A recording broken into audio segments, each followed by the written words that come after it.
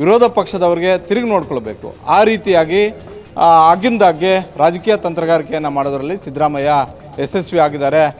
ಇದು 2013ರಲ್ಲಿ ಸಿದ್ದರಾಮಯ್ಯ CM ಆದಾಗಲೂ ಕೂಡ ಅದನ್ನೇ ಮಾಡಿದ್ರು.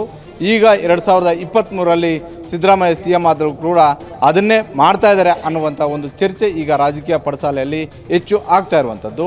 ಕಳೆದ 15 ದಿನಗಳಿಂದಲೂ ಕೂಡ BJP ಮತ್ತು JDS ಏನು ಜಾತಿಗಣತಿ ವರದಿಯನ್ನು ಭಾಳಷ್ಟು ಪ್ರಮುಖವಾದಂಥ ಒಂದು ಅಸ್ತ್ರವನ್ನಾಗಿ ಮಾಡಿಕೊಂಡಿತ್ತು. ಸಿದ್ದರಾಮಯ್ಯವರ ವಿರುದ್ಧ ಇದನ್ನು ರಾಜ್ಯಾದ್ಯಂತ ಪ್ರಚಾರಕ್ಕೆ ಪ್ರಮುಖ ಅಸ್ತ್ರವನ್ನಾಗಿ ಮಾಡಿತ್ತು. 224 ವಿಧಾನಸಭಾ ಕ್ಷೇತ್ರದಲ್ಲೂ ಕೂಡ ಜಾತಿಯನ್ನು ಹೊಡಿತಾ ಇದ್ದಾರೆ ಅನ್ನುವಂಥ ಒಂದು ರೀತಿಯಲ್ಲಿ ಚರ್ಚೆಯನ್ನು ಆರಂಭ ಮಾಡಿತ್ತು. ಆದರೆ ಇದಕ್ಕೆ ಟಕ್ಕರ್ ಯಾವ ರೀತಿಯಾಗಿ ಕೊಡಬೇಕು, ಯಾವ ಅಸ್ತ್ರವನ್ನು ನಾನು ಬಳಕೆ ಮಾಡಿದ್ರೆ JDS ಹಾಗೂ BJPಯ ನಾಯಕರುಗಳ ಬಾಯನ್ನು ಮುಚ್ಚಿಸ್ಬೋದು ಅನ್ನುವಂಥ ಒಂದು ಲೆಕ್ಕಾಚಾರದಲ್ಲಿ ಮುಖ್ಯಮಂತ್ರಿ ಸಿದ್ದರಾಮಯ್ಯ ಹಾಗೂ ಅವರ ಟೀಮ್ ಮಾಡಿದ್ದು ಯಾವ್ಯಾವ ಕ್ಷೇತ್ರದಲ್ಲಿ ಯಾವ ಸಮುದಾಯ ಪ್ರಬಲವಾಗಿದೆ. ಹಾಗಾದರೆ ನಾವು ಪ್ರಬಲರು ಅಂತ ಹೇಳ್ಕೊಳ್ಳುವಂತಹ ಕೆಲವೊಂದಷ್ಟು ಸಮುದಾಯಗಳು ಅವರೇ ನೇರವಾಗಿ ಚುನಾವಣೆಗೆ ಹೋಗಿದ್ದೆ ಆದರೆ ಬೇರೆ ಸಮುದಾಯಗಳ ಸಪೋರ್ಟ್ ಇಲ್ಲದೇ ಇದ್ದರೆ ಅವರು ಗೆಲ್ತಾರ. ಈ ರೀತಿಯಾಗಿ ಪ್ರಶ್ನೆಗಳನ್ನು ಹುಟ್ಟು ಹಾಕಿ ಒಂದು AI ಸರ್ವೆಯನ್ನು ಮಾಡಿಸಿದ್ರು ಅನ್ನುವಂಥ ಒಂದು ಮಾಹಿತಿ ಸಿದ್ದರಾಮಯ್ಯವರ ಆಪ್ತ ಮೂಲಗಳಿಂದ ಗ್ಯಾರಂಟಿ ನ್ಯೂಸ್ಗೆ ಗೊತ್ತಾಗಿರುವಂಥದ್ದು. ಆ AI ಸರ್ವೆಯಲ್ಲಿ ಬೆಚ್ಚಿ ಬೀಳಿಸುವಂಥ 3 ಪಕ್ಷದ ನಾಯಕರು, ಅದು ಸಿದ್ದರಾಮಯ್ಯ ಸೇರಿದಂತೆ 3 ಪಕ್ಷದ ನಾಯಕರು ಕೂಡ ಬೆಚ್ಚಿ ಬೀಳಿಸುವಂಥ ಒಂದು ಮಾಹಿತಿ ಸಿಕ್ಕಿದೆ. 224 ವಿಧಾನಸಭಾ ಕ್ಷೇತ್ರದಲ್ಲೂ ಕೂಡ ಯಾವ ಸಮುದಾಯವೂ ಕೂಡ ಒಂದೇ ಒಂದು ಕ್ಷೇತ್ರದಲ್ಲೂ ನಾವೇ ನಮ್ಮ ಸಮುದಾಯದಿಂದಲೇ ನಾವು ಗೆಲ್ತೀವಿ ಅನ್ನುವಂತಹ ಒಂದು ಉದಾಹರಣೆಗಳಿಲ್ಲ. ಆ ರೀತಿಯಾದಂತಹ ಒಂದು ವಾತಾವರಣ ರಾಜ್ಯದಲ್ಲಿ ಇಲ್ಲ. ಕೇವಲ 2 ಕ್ಷೇತ್ರಗಳನ್ನು ಹೊರತುಪಡಿಸಿದರೆ ಇನ್ನು 222 ವಿಧಾನಸಭಾ ಕ್ಷೇತ್ರದಲ್ಲೂ ಕೂಡ ಒಂದು ಸಮುದಾಯಕ್ಕೆ ಮತ್ತಷ್ಟು ಸಮುದಾಯಗಳ ಸಪೋರ್ಟಿಂದ ಮಾತ್ರ ಅಭ್ಯರ್ಥಿ ಗೆಲ್ಲೋದಕ್ಕೆ ಸಾಧ್ಯವಾಗುತ್ತೆ ಅನ್ನುವಂಥ ಒಂದು ರೀತಿಯಲ್ಲಿ ರಿಪೋರ್ಟ್ ಸಿಕ್ಕಿರುವಂಥದ್ದು. ಅದು BJP ಆಗಿರ್ಬೋದು, ಕಾಂಗ್ರೆಸ್ ಆಗಿರ್ಬೋದು, JDS ಆಗಿರ್ಬೋದು. ಒಂದು ಸಮುದಾಯವನ್ನು ಕಟ್ಕೊಂಡು ನಾವು ರಾಜಕಾರಣ ಮಾಡ್ತೀವಿ ಅಂತ ಹೇಳಿದ್ರೆ ಯಾರೂ ಕೂಡ ಸಕ್ಸಸ್ ಆಗೋದಿಲ್ಲ ಅಂತ. ಹೀಗಾಗಿ 224 ವಿಧಾನಸಭಾ ಕ್ಷೇತ್ರಗಳ ಪೈಕಿ 212 ಕ್ಷೇತ್ರದಲ್ಲಿ ಅಹಿಂದ ಮತಗಳು ಇದ್ದಾವೆ. ಆ ಅಹಿಂದ ಮತಗಳು JDS ಮತ್ತೆ BJP ಯಾವ ರೀತಿಯಾದಂತಹ ರಿಯಾಕ್ಷನ್ ಕೊಡ್ತಾ ಇದೆ ಅಂತ ಹೇಳಿ.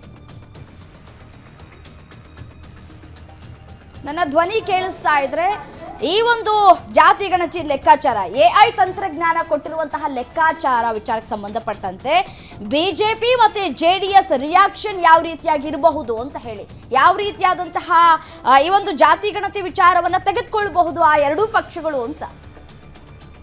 ಇಲ್ಲ, ಪ್ರಾಥಮಿಕವಾಗಿ ಮೊದಲ ಹಂತದಲ್ಲಿ ಈ ರಿಪೋರ್ಟನ್ನು ಭಾಳಷ್ಟು ಕಣ್ಣತುಂಡವಾಗಿ BJPಯ ನಾಯಕರುಗಳು ಟೀಕೆ ಮಾಡಿದ್ದು ನಿಜ. ಮುಖ್ಯಮಂತ್ರಿ ಸಿದ್ದರಾಮಯ್ಯವರು ತಮಗೆ ಇಚ್ಛೆಗೆ ಅನುಸಾರ ಈ ರಿಪೋರ್ಟನ್ನು ಬರೆಸ್ಕೊಂಡಿದ್ದಾರೆ ಅನ್ನುವಂಥ ಒಂದು ಆರೋಪವನ್ನು ಹಾಗೂ ಟೀಕೆಯನ್ನು ಸಹಜವಾಗಿ BJP ನಾಯಕರುಗಳು ಮಾಡಿದ್ರು. ಆದರೆ ಅಶೋಕ್ ಅವರು ಮಾತಾಡ್ತಿರ್ಬೋದು, ರಾಜ್ಯ BJPಯಲ್ಲಿ ಆಗ್ತಿರುವಂಥ ಒಂದು ಚರ್ಚೆ, ಆಂತರಿಕವಾಗಿ ಆಗ್ತಾ ಇರುವಂಥ ಒಂದು ಚರ್ಚೆ ಬೇರೆ ರೀತಿಯಾಗಿದೆ.